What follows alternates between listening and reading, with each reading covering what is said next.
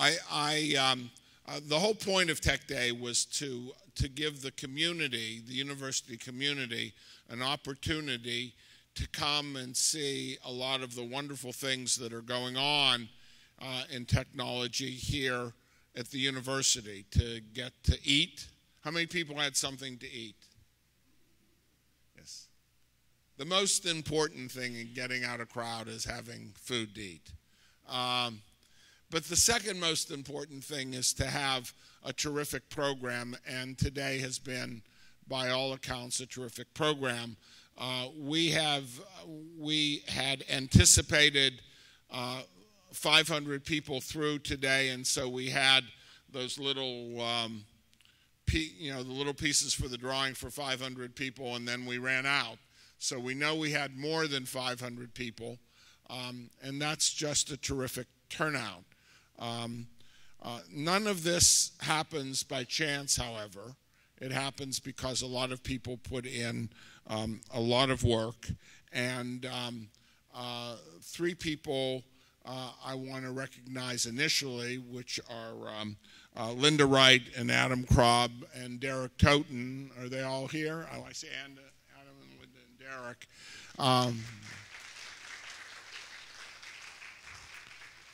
They, along with everybody else in technology services, carried the yeoman's duty on making this all happen.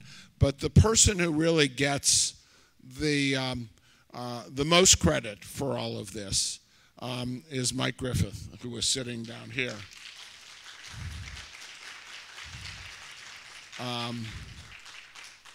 Virtually all of the good ideas were Mike's. Literally, all of the good ideas were Mike's. His level of attention to detail and follow through and good humor and caring really were key to the success.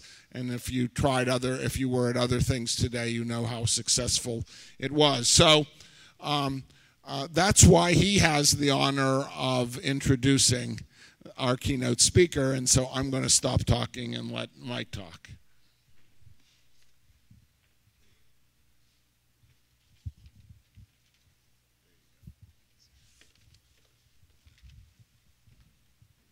Thank you, Paul.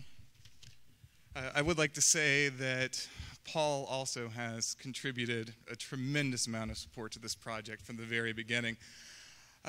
When I joined the ILC about a year ago now, it's flown by, I was put in the position, the unfortunate position of having to try to bring the faculty and the students more closely into some sort of relationship with technology. And that's been a struggle that we've had at Tulane for many years. And the idea originally came to me as an open house. So we'll open the ILC, we'll have a few faculty members through, we'll show them all the great equipment we have over here, and then from there we can build out. Well, obviously this project ballooned into something much grander than that. And I'd like to thank all of you for coming. Through the activities that we've had today, we've managed to not only expose the faculty and students to a greater breadth of technology options, but we've also really managed to make technology a little bit more fun. We didn't actually have the games here that we expected to have, but we'll get on that for next year. I'm sure there'll be something Rock Band 4 by that point that we can participate in. But I'm very pleased with the turnout, and I thank all of you for making this event a success. In addition to this, I'm pleased to announce that Tech Day is going to become an annual event.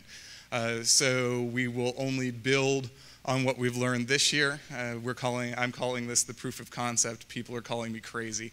And so from here, the sky's the limit. Hopefully, we'll see more people and better technologies as we go. Again, I'd like to give special thanks also to our directors, Linda, Derek, and Adam. They have supported me both personally and financially as I have put this project together. Obviously, without the help of copious funding, this event couldn't happen. And then I'd like to thank a few of the people that I work with, particularly Gina here in the front, who designed the Tech Day logo for us that you see emblazoned on just about everything. And to all of our vendors and presenters who were here today. They did a great job of bringing their products into the university environment. So, it's time for our keynote address. Our keynote speaker today is Beth Ritter-Guth. She is the Educational Communications and Technology Facilitator for the Hotchkiss School. I'm glad I got that right.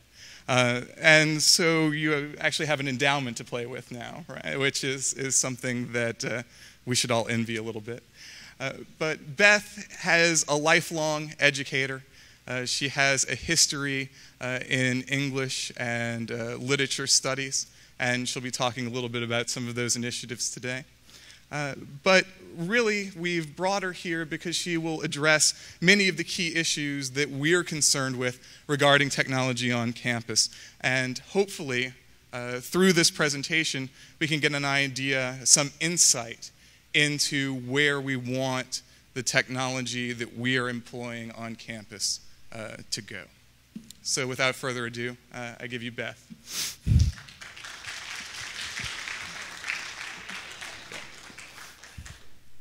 Passing of the torch. Hello, everybody. Hello. My name is Beth Ritter-Guth, and you're getting me at a transitional point in my life. I spent the past 12 years teaching college English at places like Penn State full-time. I was on a contract there. And then when I had my children, I went to a community college where I received my tenure last year, my permanent appointment, and then decided, like a crazy woman, that I was offered a position at a boarding school in New England, 3 hours from my home in Pennsylvania. And when I drove through the doors, I fell in love. So I decided to go to the Hotchkiss School to do educational technology and to be the person on campus to help the faculty and the students use technology in the classroom. I don't have a background in computer science. I have a background in archetypal theory.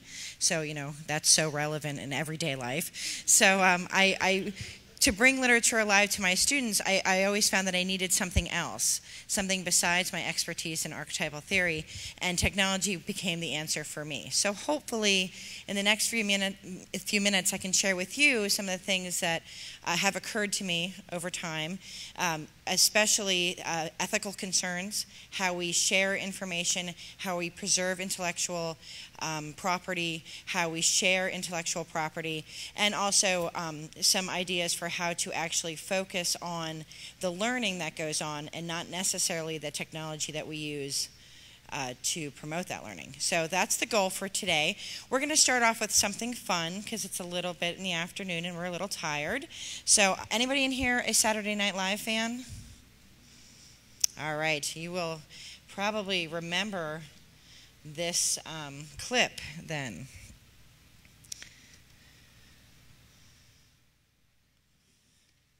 I find that education, I think it don't matter where you go to school. Italy, America, Brazil, it's all the same.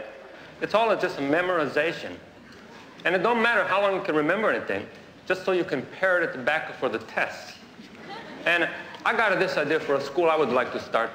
Something called the 5-minute university. And the idea is that in 5 minutes, you learn what the average college graduate remembers 5 years after he or she's out of school.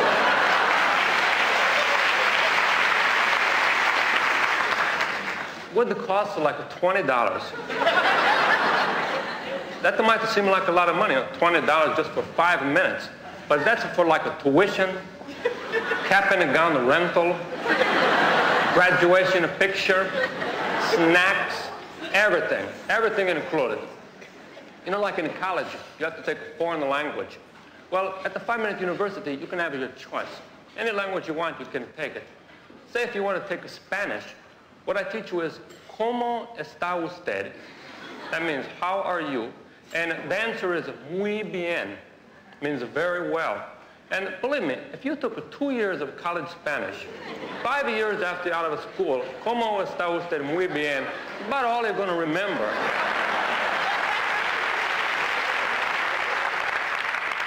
So to my school, that's all you learn. You see, you don't have to waste your time with the conjugations, vocabulary, all that junk. You just forget it anyway. Now, what's the difference? Economics, supply and demand. That's it. Business is you buy something and you sell it for more. Theology, I'm going to have a theology department. You know, since I'm a priest, it's only right. And what you have to learn in theology is the answer to the question, where is God? And the answer is, God is everywhere. Why? Because he likes you.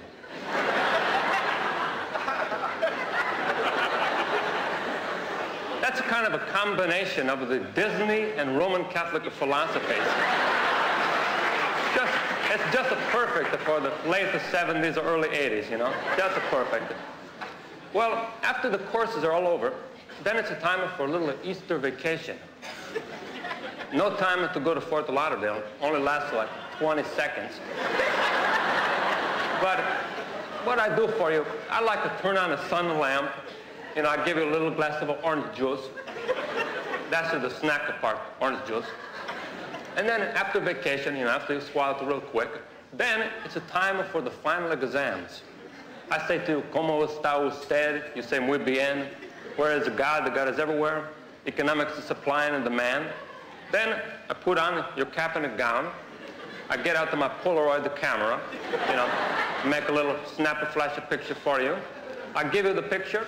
You give me $20, I give you a diploma, and you're a college graduate, ready to go.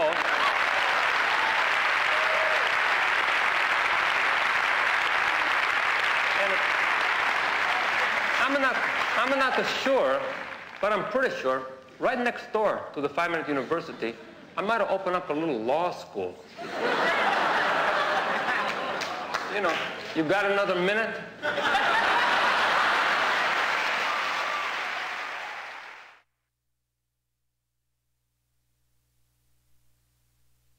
Can you hear me now?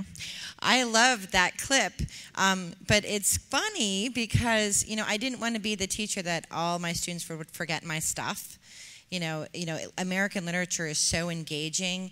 Beowulf is so exciting. Well, to me it is, but not usually to the 50 students that are enrolled in this section. So we're gonna play a little game, and it requires you to move around a little bit. So if you have any heavy objects, you might want to put them next to you. So you don't drop them. And we're going to practice. I'm going to say a program like Skype, and if you like it, or because you've heard of it, and you use it, you have to stand up and say, woohoo! Can you do that for me? Let's practice. Ready? Skype. All right. Woohoo! That's right. Now, if you don't like it, you say, boo hiss. Okay? So if you've tried it and you don't like it, you want to say, boo hiss. All right, let's practice that. How many of you have heard of Skype? You have to stand up with the boo hissers. And it's okay, you can be honest. You know, nobody's, you know, going to get fired. All right, let's practice again. Ready? 1, 2, 3. Skype. They're all looking at each other like, I can't do this. And if you don't really care, you can say ho-hum. Okay? So everybody has to stand, and if you've never heard of it, the tool, just turn around and face the back, okay? But you have to be standing to do this. Ready? So everybody should be standing when I say Skype in 3 seconds. Ready? 1, 2, 3, Skype. Okay. All right, that was good. Now we're going to try another one. YouTube. Okay. All right. Facebook. Okay. Penzu. Penzu. Okay. Good. How about MySpace? Boo hiss. Wow, that's a good one. Okay. Have a seat. How about Blackboard? That's fun. Okay, how about smart boards?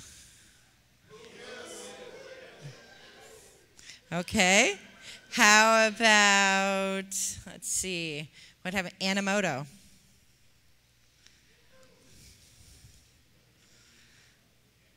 Okay. How about VoiceThread? VoiceThread. How about Second Life? Okay. How about One True Media? And how many of you truly do use Skype? Anybody? Skype is free long distance. It's a wonderful program. So those of you who haven't heard of it, you can go ahead and sit down, everybody. Thank you for participating. As you can see, we all know a little bit about technology, but nobody knows all of the different programs that are out there. Most of what I use is Web 2.0 based. So I look for things that are free that don't have a download. Some things like Skype have a download. Second Life is a download, a small download onto your computer.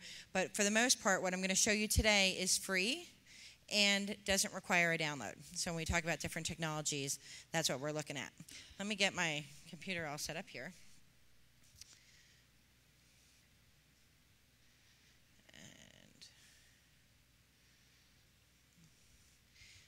So my message, there's always a message, and since you're only going to remember, 10% of what I say, and like 10 seconds after you walk out the door, my message for you is that technology is only a tool. So we're going to repeat that, okay? Ready?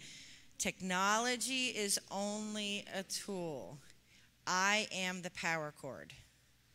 Okay? So let's repeat that. Technology is only a tool. I am the power cord. And that seems ridiculous. You're thinking, oh my gosh, they brought her all the way here from Connecticut to tell me that. But what happens is that we have early adopters, people who get really excited about technology, and then it sort of takes over the classroom. So you signed up for a literature course, you go in and they're using Second Life and you're using Mixbook and One True Media, but you're not learning anything about literature. You're learning about technology. And that's not what you signed up for. And if you're going to graduate school and you have to take the exams to get into graduate school, you're not being prepared, you're not meeting the course outlines, and your tenure can be affected, your promotion can be affected. So it's really important to remember that technology is a tool and that we choose to use it, and how we use it is what is important. How we use it is what we need to focus on.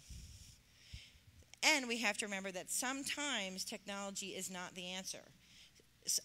Back when the TV was first invented, and I'm not old enough to know about this, but thankfully. But when the TV was first invented, I'm sure they had the same conversations that we have today. Oh, we should all use these TVs in our classroom. And people are saying, no, it's too addicting. But what's true about not using TV in the classroom is we don't stick our students in front of a TV and say, watch this movie. I'll be back in 4 years and you can graduate, right? We use clips of movies and then we talk about them, or we ask students to write about them, or we do something with them. We don't just stick something into the VCR and walk away. The same is true of all the different technologies that we're using. The computer alone isn't going to teach your students. You are the content experts, or you're the students using the technology to learn subject matter for class. Alone, it can't work. And that is true. That was true with the telephone. That was true with chalk. So even chalk was once a new technology. So what I want to talk to you about today is steps for success. Now, be honest, how many of you think this is an effective slide? It's not, right? This isn't, it's sideways and you can't really read it. The number one thing that we think about, when you're planning your courses, our number one concern is planning. You plan your courses. We plan them ahead of time. Sometimes you get busy and you kind of fly by the seat of your pants, but for the most part, when you're teaching, you're planning ahead. You're picking out your textbooks. You're formatting what you want to do and writing down your expectations. So planning is important. And then implementation. Sometimes things look really good on paper, or they really, in my head, they look really great in my head. And then I do them and they turn out like this, all cockeyed and sideways and don't make a lot of sense. So it's really good to, have a good implementation strategy, a good plan for how you're going to roll it out. And then honest assessment. A lot of times we think that we have to be perfect the first time out. And that simply can't be the case with technologies that we are just first using. And we're not used to, at least, classroom teachers, we're not used to not being the expert on the stage. Because that's the kind of colleges, those are the kind of colleges we went to. The professor was in charge, and the students listened, and we carefully wrote down the notes, and then we took our exam. And that's not how it is. And that's not how it's going to be 10 years from now, 15 years from now. And finally, we have to really think about the future that we prepare our students for, and that comes through assessment and reflection. How is this helping students learn? We have to keep that idea of student learning foremost in our mind. What are they learning, and is technology getting in the way? And that's if it's convoluted and the students feel that they're being assessed on their use of technology as opposed to their mastery of the subject matter, that can become a problem. So, steps for success, you always want to sort of preview your work and make sure a slide like this doesn't appear. So in planning, one of the things that I found, I'm an early adopter. How many of you are early adopters? Early adopter is somebody who will try anything when it first comes out, okay? How many of you like to wait a little bit and watch the early adopters fall flat on their face? Okay, right? Okay, there's two groups, right? And then there's the really slow to cook group. How many of you are in the slow to cook group? Anybody? Okay. Back when I'm an early adopter, so back when Second Life first came out, I said, I want to use this for my classes because, my students do not like Beowulf. It's sad, but they don't. I'm at a community college. They're not English majors. They're only taking this course so that they can get their degree in nursing, and they really don't like Beowulf. So I wanted to make Beowulf exciting. I wanted to, I wanted them to have to hunt for Grendel and go in his cave, and, I wanted them to have to, explore the text, and Second Life seemed like a really great way to do that. But you know what? I don't know how to create games. I don't have a background in gaming. I'm not a gamer. And so I went into Second Life and I stood around and I thought, I can't use this tool. I don't know what to do. I'm going to use it for research instead. So on the front side, I had two names, my real name and then my virtual name, which is Desideria Stockton. I used it for research because I couldn't figure out how to use it in my classroom because I didn't know enough about how to build and how to script and how to use it. And I didn't know anybody using it. So I felt very lonely. And so my first piece of advice whenever you use technology is to find a buddy, somebody who's already using it. And you have a great staff here of people who are really into the technology, all of the most current technologies. So you have some buddies right here at Tulane that you can partner up with. And then the other sort of piece of advice that goes hand in hand with that is always maintain your course outline. In the North, we're accredited by middle states. And so it's so important that we maintain our accreditation status. And so it's really important that we maintain the outline that we are bound to teach that the college has approved. So that is the number one thing to keep in mind, no matter what technology you're using. Smartboard, Blackboard, laptop program, the tools, Facebook, MySpace, whatever the tool is you're going to use, cell phones, whatever, you have to maintain your course outline because that is what students pay for. And then second is maintain high standards. Just because I use Second Life doesn't mean that my students aren't writing 8 papers, which is the course that is was the division policy at the time. They still had to write 8 papers. They were using the technology as a tool to get those papers to be richer and to help the students understand the literature better. Never sacrifice content. If there's a crisis and things happen, like the computer doesn't work, pull out the books because the content is what should come first. And students need to be confident that you are going to not grade them on their use of technology. So they need to be confident that you are confident enough to go back and forth between the book and technology when things go bad. Plan for glitches because bad things happen. So, for example, I always like to tell my horror stories because then you can feel confident that I've had them. one of my horror stories is that today I came with my Mac from my department and I forgot that little toggle thing. So they had lots of toggles here, lots of little adapters, but there were a lot of them, and so I had to plan. I had to plan ahead of time for if that was going to happen. I didn't even know I was supposed to bring that little thing. I forgot it. So fortunately, because all of this is on a wiki so that you can look at it later after I've left, you can go back and look at all these different resources, I was able to use any computer. I didn't have to put it on a stick. It was on a wiki for everybody. I could switch computers and it didn't matter. So you want to plan for that. 5 years ago, I wouldn't have planned for that. I would have been, having a meltdown of some kind. Another thing is when you plan global projects. We did a project where we had 14 schools working together from all over the world in Second Life. There was several American colleges. We had a French-Canadian group. We had a group from Japan, a group from Korea, and we all worked together. We were going to build a culture. And in theory, it seemed fabulous, and we were partnering up people who did not speak English, so they would have to, really rely on the tools that are used for translation in Second Life. It was going to be this great environment. We didn't think about time zones, and college students will not get up at 5 o'clock on a Saturday morning, we found out, in any country. So it really was, in some ways, you felt at the end that it was this huge failure, but it wasn't. I mean, it was a really good exercise in planning. That we really had to think about ways for them to meet offline when they didn't have to be face to face, because with a group that large and diverse, it was impossible to get them all together at the same time because of their schedules. And the translation services didn't work the way we thought they would. So that was very difficult. We spent a lot of time translating, and that took away from the time we could spend working in the community and building this community. So we learned a lot, but we planned for glitches, and our bag of tricks was to fall onto some other activities that didn't require in real time activities. So we had some things to fall back on. VoiceThread was one of them. You'll see that in a minute. So we had some backup plans and some other things we could do. And then the second to last thing is to communicate with your IT department. I don't know how it is at Tulane, but at L-Tri-C and at DeSales, we have these great ideas for technology, and we're going to use this great tool, and we don't tell anybody. And then the IT department comes in and says, well, that's really great, but we don't have enough power in this room to run that, or whatever.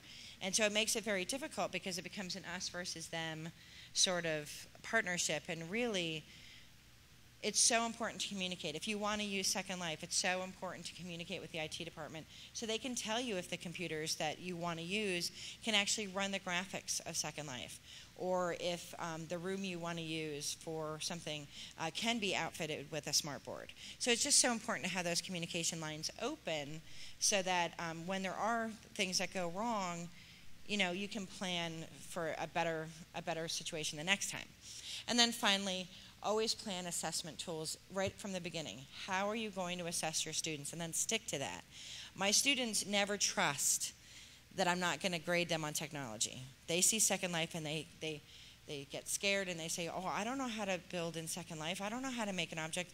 They're not graded on that. They're graded on their use of materials, their evaluation of texts, their dissemination either in writing or oral presentations, their analytical, the analytical tasks that they're asked to do, their citations. They are never graded on the technology.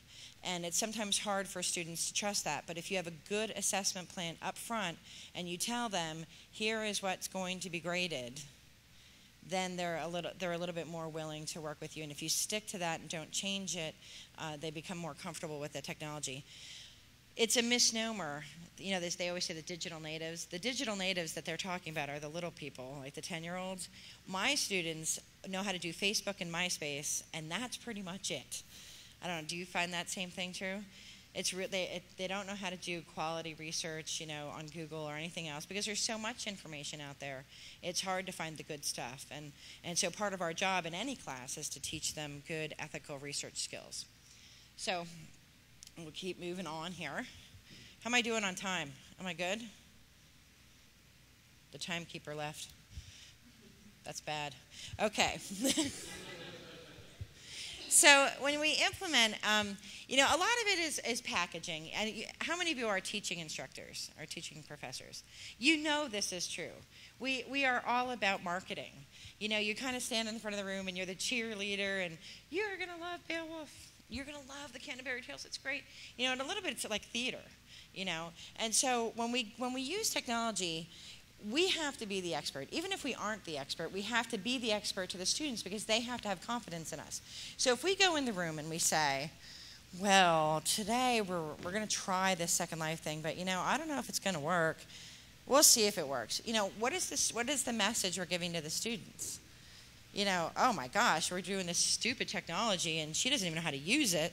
If we go in and we're positive and say, we're using Second Life today and it's going to be great, and then something bad happens and we say, oh, that's okay, we'll try it this way. If, we do a little bit of theater, a little bit of acting, it all works out and the students can maintain that confidence in you. If we say things like, oh, well, we're going to see. We'll see. Oh, this is just terrible. It never works. That IT staff, they never fix this right. It just creates a bad feeling between a lot of, it just creates negativity where you really want students to be positive and encouraged so that they can use these things. And sometimes things don't work, and then you go to plan B, or C, or D, or sometimes Z. So if you have your little bag of tricks of things that you can do at any moment that can help you get through a muddle, it helps. Be honest about what works and what doesn't. Some things just aren't going to work. You think they will. You try them. You've given it your all. You've been positive, but they didn't work. Be honest and move on. But don't give up. Keep trying and try it over and over again. Assessment is so important. It's like the big buzzword right now, but really assessment is really important because we need to know on the first day what our students know and what they don't know. So that can be first day, like the assessment I did with you in the beginning. I now know which of the softwares I'm going over. I know which ones you don't know about. But you didn't know that was an assessment, did you? How many of you knew that was an assessment?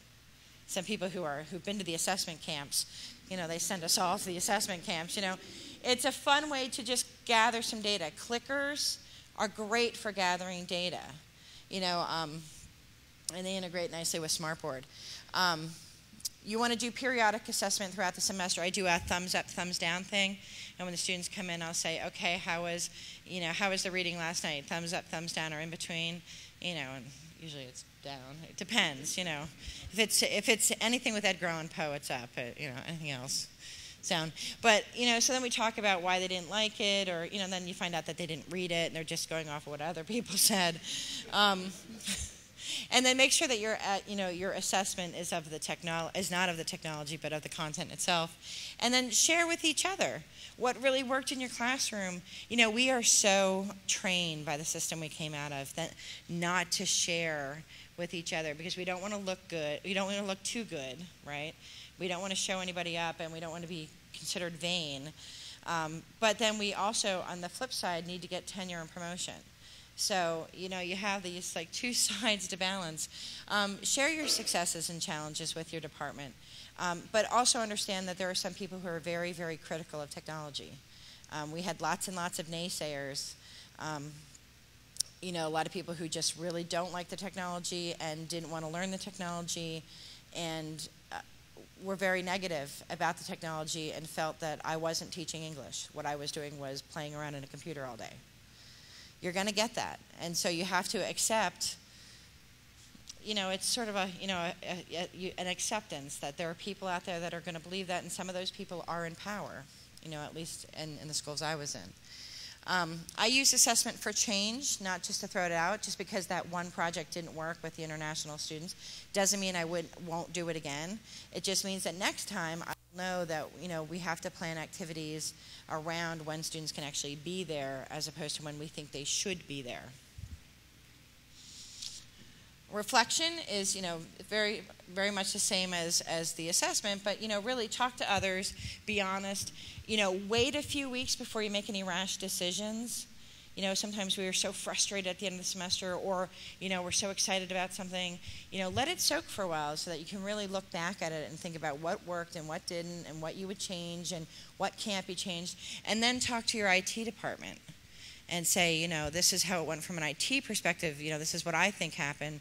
How do you think it went? And then give them the opportunity to say, this is what we can change, here's what we can't change, here's a better room, really keep them in the loop for communication. And then, of course, create a game plan and try again. So now to the fun part. We're going to look at some cool things, and hopefully some of these are new for you. And you can write them down, or I will give you the address. These are all on the wiki. These slides are on the wiki that I made for today. It's http:// College English, all one word, .wikispaces, WIKISPACES.com /Tulane. And I think Mike will send it out to you as well. It'll be posted somewhere. And everything that we're looking at today, you'll be able to see. On there. Oh, perfect. Okay, great. All right, let me show you. These are my top 10 tools, and I love tools. How many of you have heard of VoiceThread? Anybody? A few people? Early adopter. I remember your hand from before. Early adopter. VoiceThread is a great tool. What VoiceThread does is you can use it two different ways.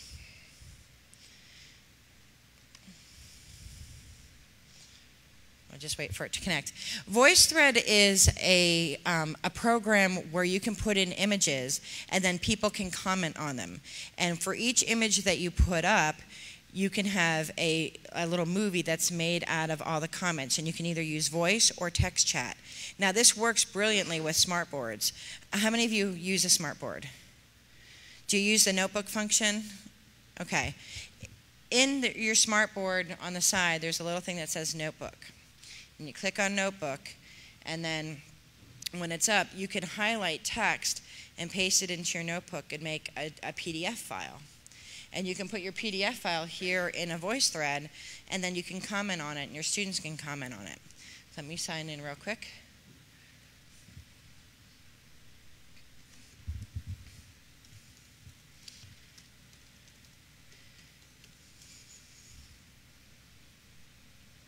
Sorry, I have to sign in. Oh.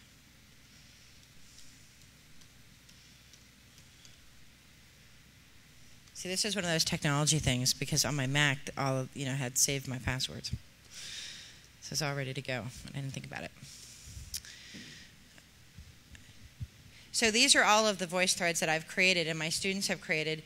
In the fall, we did a program called, last fall, we did a program called the American Project, and students at DeSales University, they were split into groups, and they had to, this was a whole semester long project, and it addressed the question, what does it mean to be an American? And we looked at it from a composition perspective. So they had to write their modes of writing, compare, contrast, definition, things like that. They had to write their papers. And then in the middle of the semester, we went into Second Life, and they were broken up into groups, and they had to create an American culture. And we did things like give them the plague, where they had to sign in every day and get their injections and everything. And it was interesting because in the beginning we talked about issues like healthcare and politics, different issues. And in the beginning they were all for universal healthcare. So when we gave them the plague and then they had to pay for the whole team, they would say, well, I don't want to pay for John. John didn't come to class for 2 weeks. That's very interesting. How do we treat people who don't participate in society? Do we not cover their health care? So it really gave them a launching pad to discuss some of these issues that they thought they had answers to. And VoiceThread was the way that I tracked that. So And you can look at these. This link is there, so you can look at it. And so you can see that my little microphone is working. And I can click, I can use my highlighters here to circle things and say, well, here's where I might put a garden, and I might put some Hotchkiss, by the way. Fencing here and here. But we have a problem spot here, and so we have to be really careful not to, I don't know, hit phone lines that are here. And then I can... So that's how you can use VoiceThread with voice. And that was just a model to show, that you can write on here, and you can add pictures in. It takes JPEGs and all kinds of different things. And you can have as many contributors as you want. I'm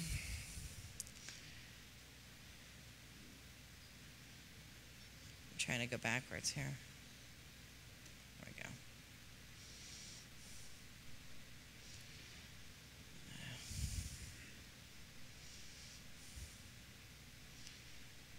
So you can see all of the different ones. These are,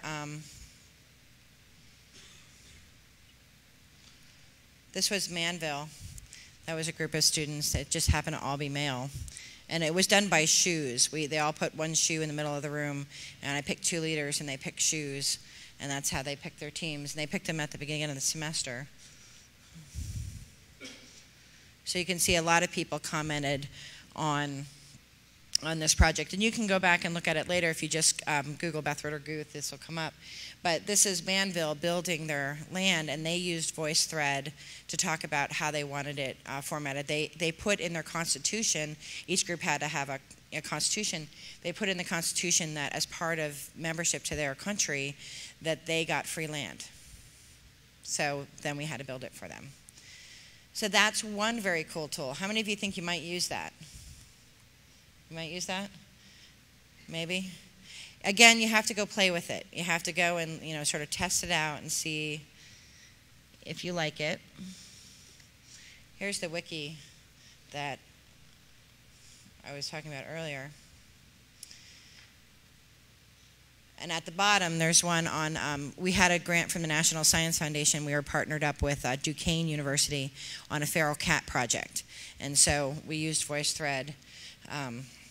We used VoiceThread for that project as well. All right, how am I doing on time? Okay. So Zotero, I'm going to zip through these. This is going to be the quickest tour ever. Zotero is a downloaded program, but it's a great research tool. Has anybody ever heard of it? Okay, do you like it? Woohoo.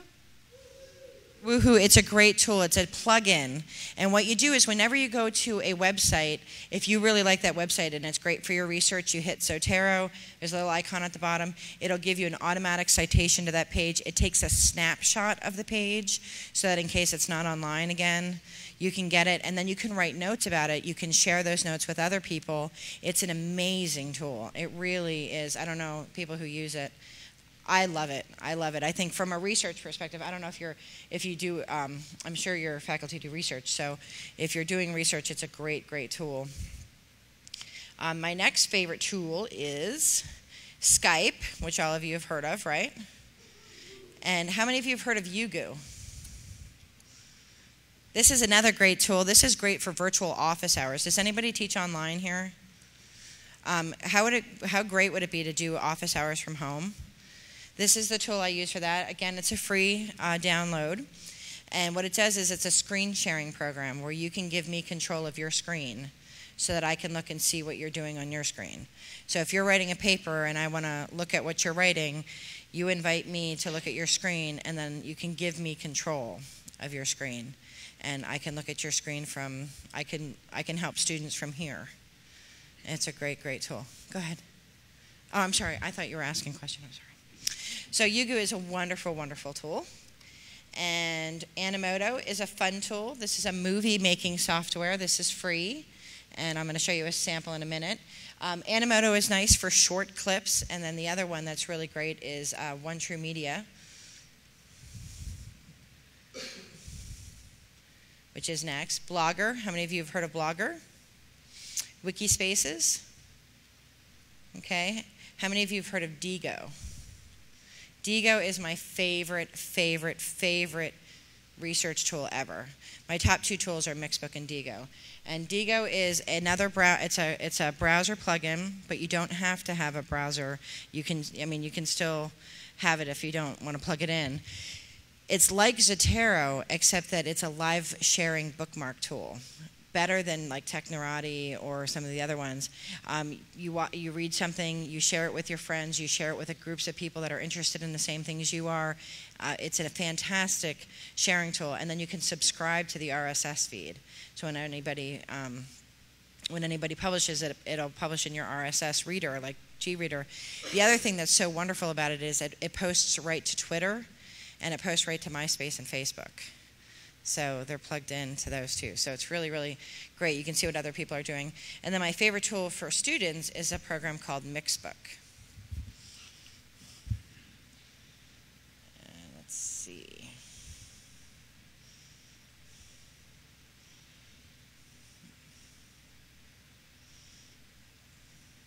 I lost the mouse. Where did it went?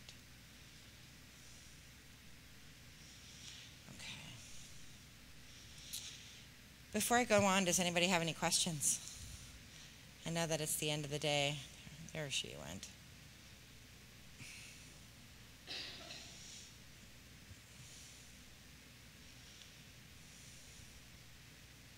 This is Mixbook. What I love about Mixbook is that students create books.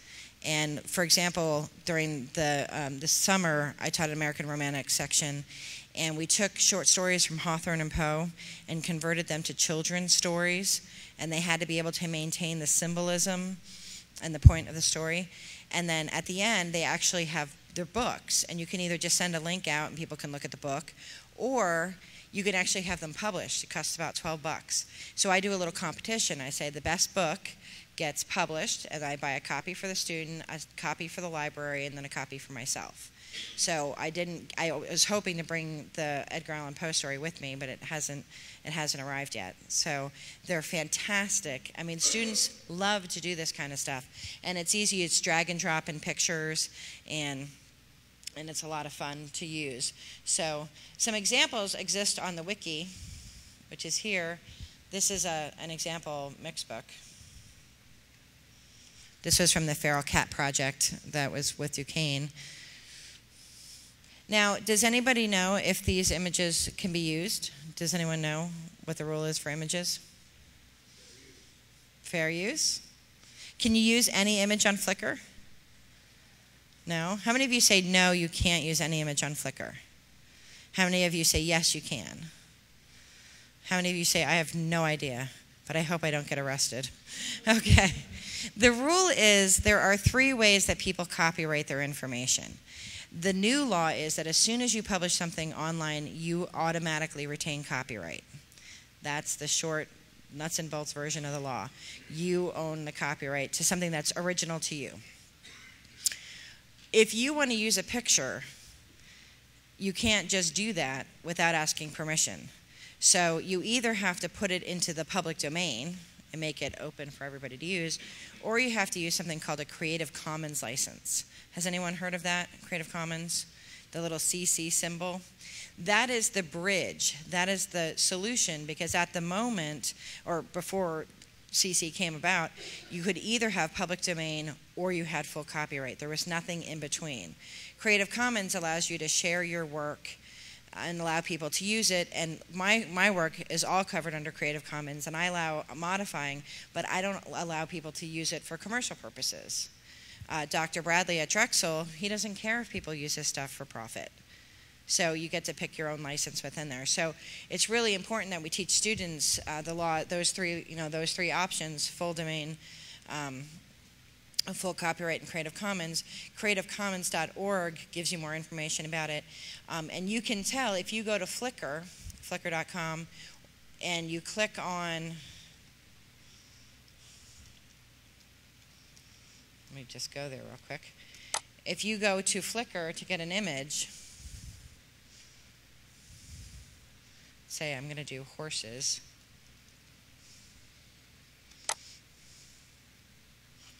Wait for it to search a little bit. You can see here it says advanced search. If you click on there, you can actually ask it to look for stuff that is only Creative Commons. So my students are only allowed to use images that are covered by Creative Commons. So that's one way to be ethical. It is really hard for students to know what's right and what's wrong.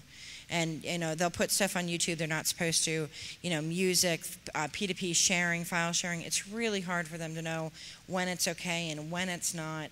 And it's hard for us to know. And the laws change every day. So it's this is one way to keep a standard. Now, I want to get you out of here before dinner time, so I'm going to open it up to questions in just a second, but I wanted to return to my message in the beginning, is that, technology is great in the classroom. It has transformed the way I teach. It transformed the way my students learn, but it's only because content was always the pillar of the course. Technology is only a tool, but you are the one that is in charge of that technology and using it to transform the learning of others. Students learn deeper by being immersed. Right now I'm doing the worst thing ever, which is lecturing. The best thing ever is to be engaged in what you're learning, right? Being actively involved, creating in Second Life, creating mixed books for class, creating videos from class, from what you're learning. This summer, we had students in the American Romantics class. We gave them digital cameras, and they were forced to go outside, and they had to take pictures of nature, things that struck them in nature. And then they had to take Walden and pick out quotations that they thought were powerful, personally powerful, and they had to create a movie from that. So I want to show you one of them, and then I'll end on that and open it up to questions.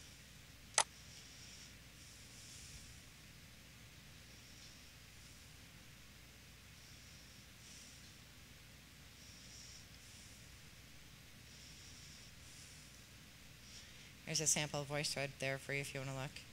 And these are all up on YouTube as well.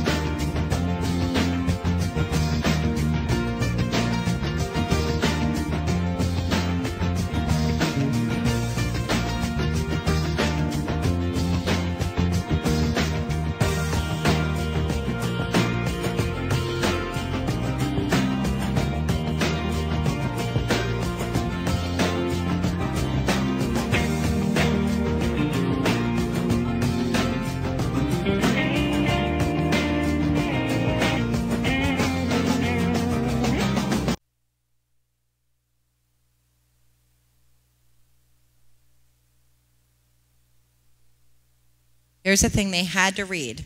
They have to read Walden. It's the cornerstone of American Romantics class. They had to read it, but taking the digital cameras out, taking that time, that's what Thoreau would want them to learn. Thoreau wouldn't want them to sit in a classroom and read his stuff and never go outside. So this gave them the opportunity to go outside, bless you, take pictures, pick music, make a movie. This student's in his 40s. Adult learner returning to school, and now he has something to give his kids to say, look at this cool project I did in school. How empowered is a student that has a children's book in your library, who can say, my teacher put my book in Tulane's library. That's amazing. The technology is amazing, but it only works with the content and with you. Thank you so much for letting me speak today. I had a wonderful time. You have a great staff here. Thank you so much.